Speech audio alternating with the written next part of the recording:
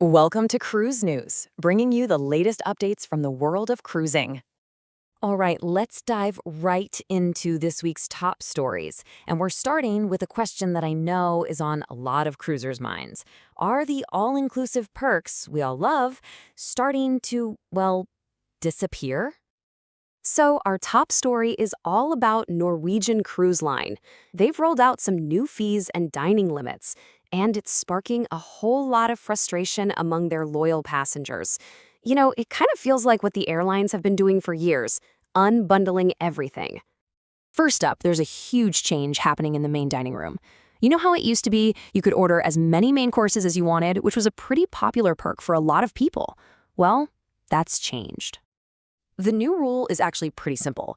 You still get your first main course included, but if you want a second one, it's going to cost you. We're talking $5 for each additional entree. Now, Norwegian says the reason for this is to cut down on food waste, but the changes definitely don't stop there. They're also hitting room service. Get this. For breakfast in your room, you're now limited to just one hot and one cold item. For all-day dining, it's only 2 meals per person per order. If you want more than that, you have to place a whole new order and, yep, pay another delivery fee. And if we look a little further down the road, another change is coming. Starting in March of 2026, your drink package won't work on their private island, Great Stirrup Cay. That means you'll have to buy your drinks one by one or get a separate island package. And as you can probably guess, the reaction from a lot of cruisers has been overwhelmingly negative. This comment really says it all. Longtime customers are feeling the squeeze and starting to wonder if their loyalty is misplaced. So this really brings up the big question for all of us, right? Are these charges a reasonable way to reduce waste, or does it just feel like you're being nickeled and dimed? Let us know what you think down in the comments. Okay, moving on from policy changes to how world events are actually impacting cruise itineraries. Celebrity Cruises is making a major move by dropping all of its stops at the port in Labadee, Haiti. So why the sudden change? Well, it's because of a Level 4 travel advisory from the U.S. State Department. And just to be clear, Level 4 is the absolute highest warning they can issue. It basically means do not travel because of some really serious life-threatening risks like violent crime and civil unrest.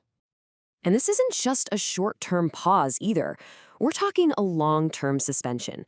Both Celebrity and its parent company, Royal Caribbean, who actually own the private resort there in Labadee, have suspended all visits way out into April of 2026. So this is a big heads up for anyone booked on a cruise, particularly if you're sailing on the Celebrity Apex or the Celebrity Beyond. Your itinerary is definitely going to look different for any sailings through 2025 and into 2026. The good news, though, is that Celebrity has already lined up some fantastic alternative destinations to replace Labadee. We're talking about stops in places like Turks and Caicos, Grand Cayman, and Cozumel, so still some amazing ports. All right, so while some cruise experiences seem to be contracting, others are definitely expanding into new places. And that brings us to some really good news, especially for anyone who's a fan of Alaskan cruises.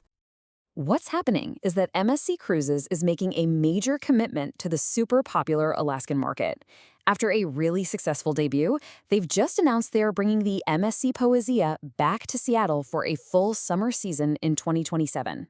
So the plan is to run 7-night voyages right out of Seattle, and they'll be hitting some of Alaska's most iconic ports, think Juneau, Ketchikan, plus a really beautiful stop in Victoria, British Columbia. But here's where this story gets really exciting. Before the Poesia even returns to Alaska, it's getting a massive refurbishment. I mean, a huge one. They're adding the exclusive MSC Yacht Club. That's their super luxurious ship-within-a-ship concept with private lounges and butler service. Plus, they're adding new specialty restaurants like a steakhouse and a sushi bar, and completely revamping the spa and the gym. So, this brings us to a final thought for today.